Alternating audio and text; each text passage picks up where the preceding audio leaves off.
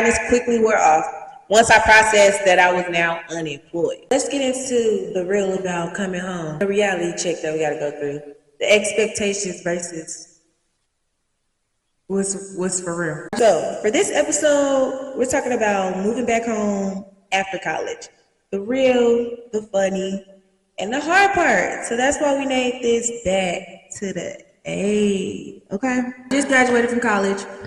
I took an extra year because I took the scenic route, mind your business, if you know what I mean. So 5 long, hard years of strictly science and the BS that life was throwing at me simultaneously. So at this point, I'm feeling on top of the world, but the highness quickly wore off once I processed that I was now unemployed. You mean to tell me I'm pretty sure I'm smarter and have worked harder than a lot of your average Americans, and I'm unemployed. All that money I just put into okay, boom. So I thought college graduation came with a job and like a perfect life. Growing up, grade school, everybody just made it seem like once you make it to college and then you finish college, after you walk across the stage, you immediately just start living like the American dream or something. Negative. Wrong answer, forehead. Wrong answer, forehead. But fortunately for me, when I graduated, being able to be blessed with like the support system that I have, I didn't have to go back home. Oh my God. Praise.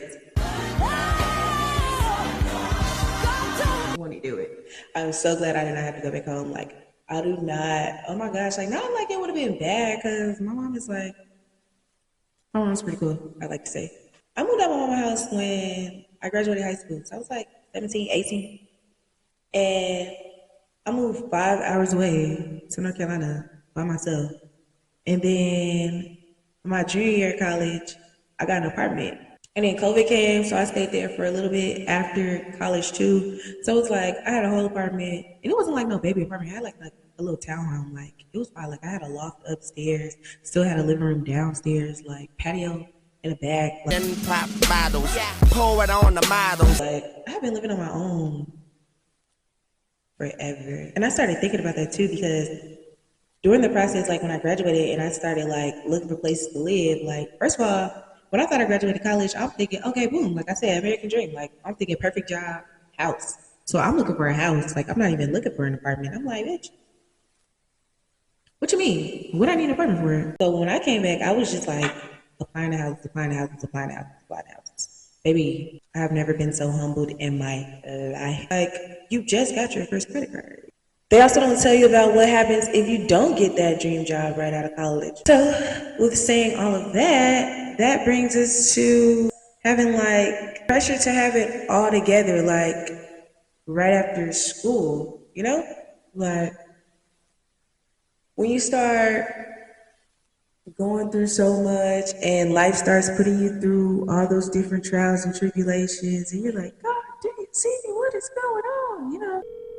Mommy, answer! Mommy! And then it's like all the like a lot of that pressure is coming from the pressure that we're putting on ourselves just because we're trying to measure ourselves up to what society says is true, what's correct, what should be going on. Grow up, you go to school, you go to college, you graduate, you get this job, you live your life, you start a family. You know, it's like when you get to a certain age or when you get to certain achievements in life, but you don't have everything all figured out like it should be or like by the book like they said, and it's like you have this pressure to have it all together, especially like right after school. You start getting older and you start putting like these imaginary timestamps on when we believe like certain parts of our lives or certain tasks should have been completed already, especially once we get that degree. I have a whole degree in biology and I'm over here styling people and cleaning dressing rooms and putting up go bags. So honestly and truly, like if I had to describe my style or when it comes to my style, I would kind of like say like, the clothes don't make me, I make the clothes. Honestly and truly, like, and I ain't even trying to toot my own horn, like, the clothes don't make me, I make the clothes. Like, it doesn't matter what it is or where it came from. Like, I feel like if you know how to put it on and you know how to put it together, it don't really matter how much something costs. It don't really matter where it came from. If you know how to drip drop, it's in you. It's in you, not on you. And that's one thing to remember. However, I am finally understanding what people mean when they say, you don't even understand what it took for me to be this calm. Like, for the longest, I used to be like, what am I talking about? What are you being so soft for? There comes a point where you realize, girl, you can't keep crashing out. Like, I can't keep beating everybody up. I can't keep blowing everything up into flames. Like, there comes a point where you get tired of like your own BS. And you're just like, you know what? Enough is definitely enough. And so I had to realize that. Like, and it's just now clicking. Like, everybody not built like that. Everybody isn't happy. Everybody isn't a good person. So it's like, you gotta protect your own peace. Like, why would a miserable person want to come around and make sure that you're not miserable? I'm gonna get up and I'm gonna give it another shot because I don't deserve to put this back into the world just because it happened to me. You know, you gotta be the change that you want to be in the world. Step on myself a J and count my fingers shit. Just not stepping out, I feel like I'm that nigga shit.